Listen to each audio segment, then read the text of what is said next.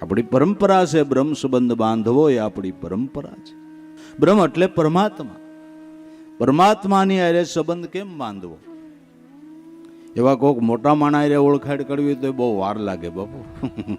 હા, હવે આ તો અખિલ વિશ્વના માલિકની હારે સંબંધ બાંધવો છે બાપુ.